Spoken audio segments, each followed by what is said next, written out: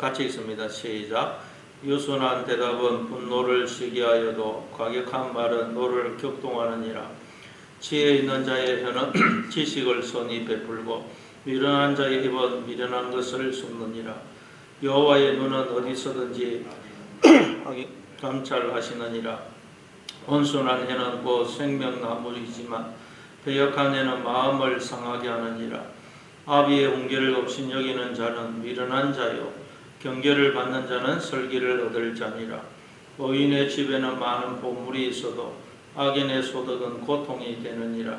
지혜로운 자의 입술은 지식을 전파하여도 미련한 자의 마음은 정함이 없느니라. 오늘 본문 말씀은 말에 대해서 이야기하고 있습니다. 근데 우리가 이 한글 성경만 읽으면 이게 무슨 말인지 이해하기가 어렵고 또 오해하도록 그렇게 번역이 되어 있습니다. 왜냐하면 그냥 이걸 읽으면 말을 그냥 잘해라, 뭐 부드럽게 해라 이런 의미인데 그건 세상에서도 들을 수 있는 말이죠. 성경의 모든 말씀은 우리로 하여금 하나님과 바른 관계를 맺도록 하기 위해서 주어진 것입니다. 그래서 우리가 이걸 한번 그럼 무슨 의미인지 한번 살펴보겠습니다. 15장 1절에 보니까 유순한 대답은 분노를 시게 하여도 과격한 말은 노를 격동하느니라. 그럼 우리가 과격하게 말을 하지 말고 부드럽게 유순하게 대답을 하라는 그런 말일까요? 물론 우리가 되도록이면 부드럽게 말을 해야 됩니다. 그러나 성경에 보니까 예수님도 때로는 부드럽게 말씀을 하셨습니다. 긍휼이 필요한 사람, 예를 들어서 간음하다가 현장에서 붙잡혀 온 여인, 그 여인에게 나도 너를 정죄하지 아니하노니 가서 다시는 죄를 짓지 말라. 그렇게 긍휼이 필요한 사람에게는 언제나 예수님은 부드럽게 그렇게 말씀하셨죠. 그러나 때로는 과격하게 말씀을 하셨습니다. 이 독사의 자식들아, 이 외식하는 화 있을진저 이 외식하는 서기관과 바리새인들아, 해치라 무덤아, 그렇게 아주 과격하게 말씀을 하셨어요. 그리고 우리가 성경을 읽어봐도 성경에는 듣기 좋은 말도 있지만 때로는 굉장히 아주 과격한 그런 재앙의 말, 심판의 말이 얼마나 많습니까? 그리고 그래서 히브리서 4장 12절에 보면 하나님의 말씀은 좌우의 날선 금보다도 더 예리하다. 그렇게 말씀합니다. 그러니까 하나님의 말씀도 늘 부드럽지만은 않습니다. 때로는 굉장히 과격하고 예수님도 부드럽게만 그렇게 말씀하신 것이 아닙니다. 따라서 이 말씀은 단순히 우리가 이야기할 때 그냥 부드럽게 그렇게 이야기해야 된다. 과격하게 말하지 마라. 그런 의미가 아니라는 것을 알 수가 있어요. 그리고 사실 부드럽게 달콤하게 말하는 사람들은 사기꾼이 그렇게 말을 하죠. 뱀이 그렇게 말을 해서 뱀이 에덴 동산에서 뱀이 아주 부드럽게 달콤하게 말을 해서 인간을 유혹했습니다. 그러면 이 말이 도대체 무슨 의미일까요? 그래서 이 과격함, 유순한이라는 말은 부드러운, 라크라는 단어인데 부드러운. 근데 이 과격한이라는 말이 에체브입니다. 에체. 근데 이 에체브는 일하다, 만들다, 제조하다, 노동하다, 고통을 당하다 라는 뜻의 아차브라는 동사에서 나왔어요. 그래서 이 과격한 말이란 뭐냐? 자기 스스로 만들어낸 말, 그런 뜻입니다. 이걸 이제 과격하게 번역을 했다니까 한글 성경만 읽어가지고 이게 도대체 무슨 의미인지 알 수가 없어요. 자기 스스로 만들어낸 말, 그건 노를 격동한다는 거예요. 그럼 유순한 대답은 어떤 말이겠어요? 내가 스스로 만들어낸 말이 아니고 하나님이 주시는 말을 우리가 하나님의 입이 되어서 하게 되는 말, 그 말이 유순한 대답입니다. 여러분, 우리는 하나님의 입이 되어서 하나님이 주시는 말을 그대로 해야 됩니다. 하나님이 주지도 않는 말을 내가 만들어내어서 하면 안 됩니다. 그래서 예수님도 맹세하지 말라 그러면서 마태복음 5장에 보면 오직 너희 말은 예, 아니요, 아니요 하라. 이에서 지나는 것은 악으로부터 나느니라 그러죠. 하나님이 우리에게 예라고 하라 그러면 우리는 예 그러고, 또 아니요라고 하라 그러면 아니요 해야 됩니다. 우리가 늘 말씀을 근거해 가지고 이건 아니다 싶으면 아닙니다, 맞다 싶으면 맞습니다. 항상 말씀에 근거해서 그렇게 이야기해야 돼요. 그래서 창세기 2장에 보면 하나님께서 여자를 남자의 돕는 배필로 만드시죠. 돕는 배필. 에젤은 네게에드입니다. 히브리 에젤은 네게, 에젤가 배필이라는 뜻이고 네게에드는 앞 또는 반대 그런 뜻이 있어요. 그러니까 아내는 항상 하나님 말씀에 근거해서 남편이 제대로 가면 예라고 이야기하고, 남편이 잘못된 길을 가면 아닙니다, 반대편에 서서 아닙니다 그렇게 말을 해야 된다는 거예요. 그럴 때 아내는 남편의 돕는 배필이 되는 거죠. 그런 역할로 아내를 지었습니다. 그리고 그런 역할로 오신 분이 있죠. 성령님입니다. 우리는 잘 하나님 말씀을 모르거든요. 그래서 성령님이 보혜사, 구약으로 말하자면 돕는 배필로 오신 거죠. 돕는 배필. 성령님이 우리에게 계속 깨우치시는 거예요. 그래서 사도행전 2장에 보면 성령이 오순절날 그 다락방에 있던 성도들에게, 무리들에게 모인 그 임하니까 성령이 말하게 하심을 따라 다른 언어로 말하기 시작하죠. 자기들이 지금까지는 그냥 뭐 자기들 말을 했는데 이제는 성령이 말하게 하심을 따라 다른 언어로 말을 하더라는 거예요. 성령이 그 예라고 해라 그러면 예라고 그러고, 아니오라고 해라 그러면 아니오라고 이야기를 하더라고요. 그러니까 그때 적어도 16개국 이상의 나라에서 온 디와 서포라들이 각각 자기들의 난곳 언어로 알아듣더라 그러죠. 이 말은 무슨 뜻이겠습니까? 우리가 말씀에 근거해서 하나님 말을 하게 되면 사람들은 각자 자기가 처한 형편, 처지, 문제는 다 다르지만 우리가 이 하나님의 말씀을 하게 되면 다 각자의 형편, 처지에 맞는 그런 하나님의 말씀으로 알아듣게 되고 그들이 거기에서 벗어나게 된다. 그게 여러분 유순한 대답은 분노를 시기한다. 그러니까 인간들은 다 분노가 있습니다. 왜냐하면 뱀이 가격한 말, 애체고 하나님 말이 아닌 지어낸 말, 야 너희들 선악과 따먹으면 너희들이 하나님처럼 될 수 있다. 그 말에 속아서 인간들은 다 하나님처럼 되려고 하나님을 떠났거든요. 근데 아무리 해도 하나님처럼 될 수가 없어요. 아무리 해도 이 텅 빈 나를 채울 길이 없고 이 목마름을 해결할 길이 없어요. 아무리 뭘 잡아봐도 솔로몬의 고백처럼 바람을 잡으려는 것 같아요. 나라는 존재가 그림자와 같아요. 그래서 하나님을 떠난 인간의 마음속에는 다 분노가 있어요. 분노. 화가 아무리 해도 안 되거든요. 아무리 해봐도 하나님이 될 수가 없고 텅 빈 나를 채울 길이 없어요.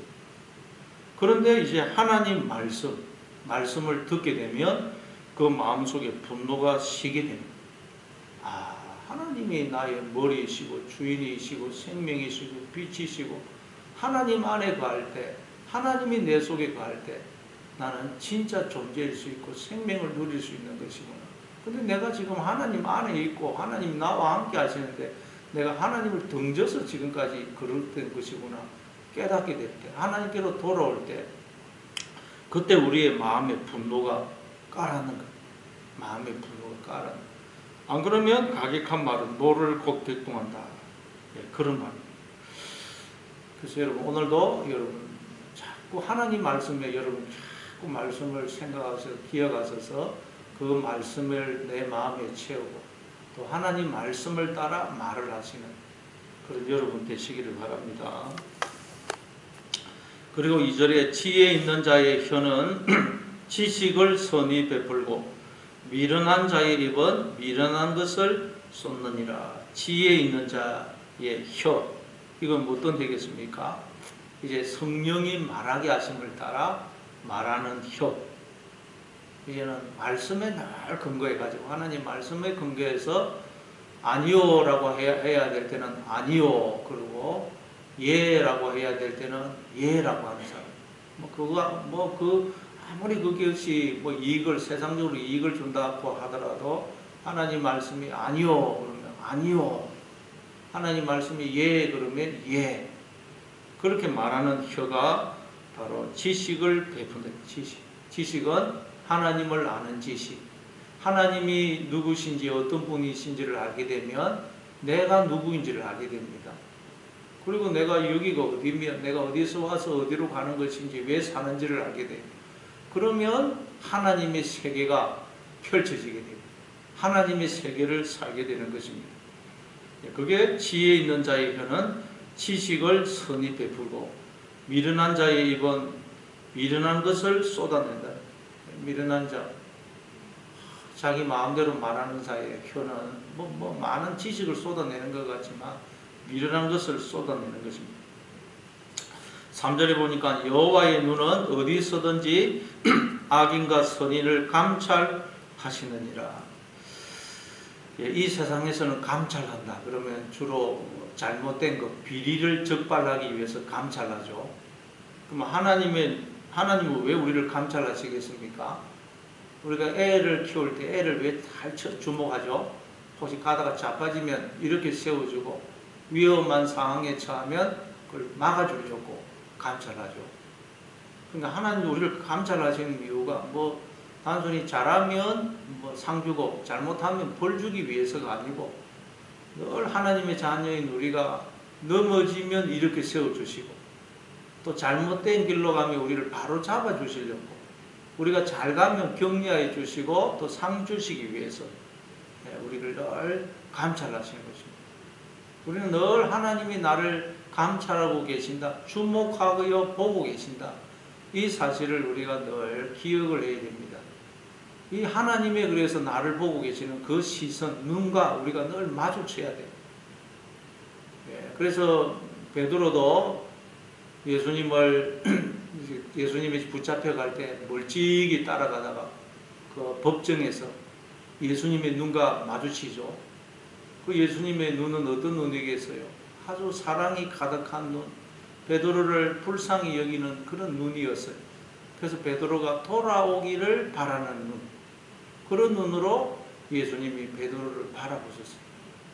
그래도 베드로가 나가서 통곡하지 않습니까? 우리는 늘 나를 바라보고 계시는, 사랑으로 나를 바라보시는 그 하나님의 눈과 시선이 마주쳐야 됩니다. 자폐증은 왜 자폐증이 걸리죠? 다른 사람의 시선과 마주치지 않기 때문에. 그 자기 속에 갇히는 것입니다. 우리가 나를 바라보시는 그 하나님의 눈과 시선이 마주치지 않으면 우리는 늘 나 속에 갇힙니다. 나 속에. 하나님 없는 나, 그게 애굽이고 무덤이에요. 거기에 딱 갇히는 것입니다. 그래서 우리는 늘 나를 바라보시는 그 하나님의 눈과 내 시선이 마주칠 때, 즉 하나님이 나를 주목해서 보고 계신다. 늘 보고 계신다. 나를 넘어지면 이렇게 세워주시고, 혹시 위험한 상황에 빠지면 나를 붙들어 주시려고, 구해 주시려고 늘 나를 주목해서 보고 계신다. 이 사실을 기억해요. 그때 우리는 이런 나 속에서 빠져나올 수 있습니다. 요셉도 보디발의 아내가 유혹할 때 내가 어찌 이 큰 악을 행하여 하나님께 덕지하겠느냐, 하나님이 나를 딱 보고 계신다는 것을 기억했기 때문에 요셉은 그런 어떤 유혹에서도 넘어지지 않을 수가 있었던 것입니다. 그래서 오늘도 여러분, 하나님이 나를 주목하여 보고 계신다. 내가 넘어지면 이렇게 세워지고 위험한 상황에 빠지면 나를 건져주기 위해서 나를 주목하여 보고 계신다. 이 사실을 기억하시기 바랍니다. 그래서 시편 139편에 보면 1절에 보면 여호와여 주께서 나를 살펴보셨으므로 나를 아시나이다. 주께서 내가 안고 일어섬을 아시고 멀리서도 나의 생각을 밝히 아시오며 나의 모든 길과 내가 눕는 것을 살펴보셨으므로 나의 모든 행위를 익히 아시오니 여호와여 내 혀의 말을 알지 못하시는 것이 하나도 없으시니. 하나님께서 나를 살펴보셨기 때문에 나의 모든 걸 다 아신다 그래요. 내가 안고 일어서는 것도 다 알고 계시고 심지어 나의 생각, 내 생각까지 다 알고 계시고 나의 모든 길과 나의 눕는 것까지 살펴보심으로 내 모든 행위를 아시고 혀의 말까지 다 아신다. 다 나를 주목하여 보고 계세요. 왜 보고 계신다고요? 잘못하면 벌 주기 위해서가 아니고 넘어지면 이렇게 세워주시고 잘못된 길로 가면 돌이켜주시고 위험한 상황에 빠지면 우리를 건져주시려고 다 나를 주목하여 보고 계십니다. 애들은 부모님이 나를 쳐다보고 있으면 안심하죠. 부모님이 없으면 그냥 불안합니다. 부모님이 나를 보고 있으면 참 쳐다보고 안심하고 놉니다. 그래서 오늘도 여러분 늘 하나님이 나를 주목해서 보고 계신다. 보고 계십니다. 하나님 나를 보고 계시는데 걱정할 게 뭐가 있겠어요. 넘어지면 이렇게 세워주시고 잘못되면 바로 잡아주시고 위험에서 건져주시려고 나를 다 쳐다보고 계시는데 그럼 또 우리가 또 나쁜 생각도 할 수가 없어요. 나쁜 말도 나쁜 행동도 할 수가 없고 오늘도 그래서 하나님이 나를 보고 계신다. 이 사실을 기억하시는 여러분 되시기를 바랍니다. 또 4절에 온순한 해는 곧 생명나무이지만 패역한 해는 마음을 상하게 하느니라. 온순한 혀, 성령이 말하게 하심을 따라 말하는 혀, 하나님의 입이 되어서 하나님의 말을 하는 혀. 그러면 그 혀는 생명나무가 된다는 거예요.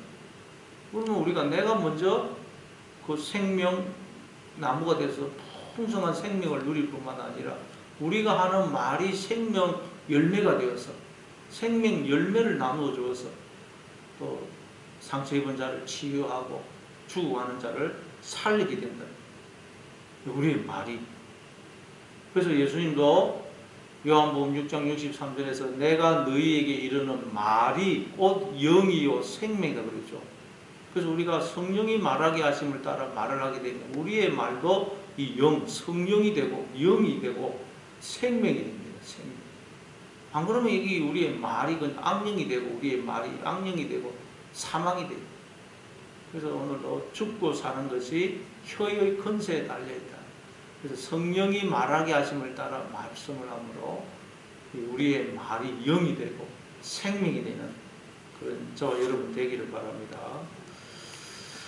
그래서 5절에 보니까 아비의 공개를 없인 여기는 자는 미련한 자요 경계를 받는 자는 설기를 얻은 자요. 공개, 경계, 하나님의 말씀, 말씀에 근거해서 우리가 말을 해야 돼요. 하나님 말씀에 근거해서 네라고 할 때는 네라고 하고 아니다 라고 할 때는 아니요라고 해야 돼요. 단호하게. 그럴 때 여러분 우리가 우리의 말이 생명이 되고 영이 되는 것입니다. 6절에서 의인의 집에는 많은 보물이 있어도 악인의 소득은 고통이 되느니라. 의인의 집, 하나님을 주인으로 모신 집이죠. 우리의 가정에 내 심령에 하나님을 모시게 되면 고린도후서 4장 7절에 보면 우리가 이 보배를 질그릇 안에 가졌으며 우리는 하나님이라는 보배를 담고 있는 질그릇이죠. 그래서 하나님을 주인으로 모셔서 우리가 하나님의 시각으로 보면 나에게 주어진 보배가 너무 많다는 걸 알게 됩니다. 하나님의 시각으로 보면 너무너무 보배가 많아요. 그런데 하나님의 시각으로 보지 않으면 하나님이 주신 보배는 눈에 안 보이고 없는 것만 자꾸 눈에 보입니다. 아담과 하와가 하나님께서 에덴 동산의 모든 그 나무 열매 따먹게 했는데 딱 한 가지 선악과 못 따먹게 했는데 따먹게 한 그거는 눈에 안 보이고 거기에 감사할 줄은 모르고 하나 못 따먹게 한 그 선악과만 쳐다보고 만족이 없고 자꾸 그냥 탐욕을 부리다가 에덴 동산에서 쫓겨난 거죠. 우리가 하나님의 시각으로 보면 나에게 주신 보배가 너무너무 많음을 알게 돼요. 그러면 여러분 우리는 여호와는 나의 목자시니 내가 부족함이 없으리로다 그렇게 고백하게 돼요.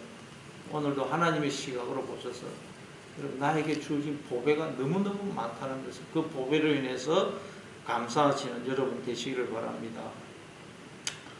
또 7절에 지혜로운 자의 입술은 지식을 전파하여도 미련한 자의 마음은 정함이 없느니라. 이 앞에서도 나왔죠. 지혜 있는 자는 제 입술은 지식을 전파한다. 지식. 하나님이 어떤 분이신지에 대한 지식. 하나님이 어떤 분이신지를 알게 되면 내가 누구인지를 알게 됩니다.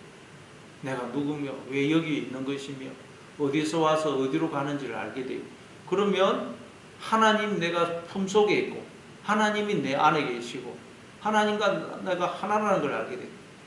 하나님의 세계 속에 들어와 있음을 알게 돼요. 그걸 지식이에요. 그러나 미련한 자의 마음은 정함이 없다는 것. 내가 누군지, 왜 내가 인생을 살며 어디서 와서 어디로 가는지를 몰라요. 그러니 마음이 늘 그냥 인생이 방황한, 어둠 속에서 방황하는 것입니다.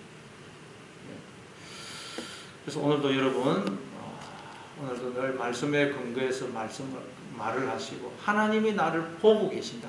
항상 나를 지켜보고 계신다. 이 사실을 기억하시고 이 하나님을 의식하고 하나님과 동행하고 하나님의 세계를 살아가시는 그런 하루가 되시기를 바랍니다. 또 추석 때문에 오늘